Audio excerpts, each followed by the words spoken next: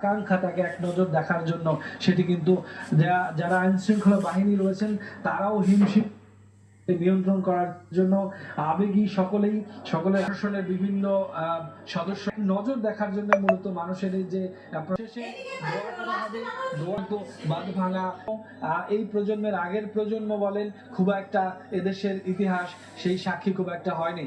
শুধুমাত্র আমরা একটু বলে রাখি, বেগম জিয়া দীর্ঘ 1 মাসেরও অধিক সময় এভারকেয়ার হসপিটালে তিনি চিকিৎসাধীন ছিলেন। তিনি নানাবিধ রোগে আক্রান্ত ছিলেন। তাকে মূলত এর আগেও আমরা দেখেছি বিভিন্ন সময় তিনি অসুস্থ হয়ে এভারকেয়ার হাসপাতালে ভর্তি হয়েছেন, কেননা গেল সরকারের সময় তাকে যে কারাবন্দী করে রাখা হয়েছিল সে সময় তিনি কারাবন্দী অবস্থায় অসুস্থ হয়ে পড়েন। তখন আমরা দেখেছি যে তাকে এভারকেয়ারে চিকিৎসা নিতে, এছাড়া তার কোনো ঠিকানা নেই। তিনি দেশের মানুষ, এদেশের মাটি, এদেশের সকলের সাথে তিনি থাকতে চান শেষ নিঃশ্বাস পর্যন্ত। আমরা দেখেছি তেমনটিও তিনি সব ধরনের কষ্ট উপেক্ষা করে তিনি কিন্তু এদেশের মানুষের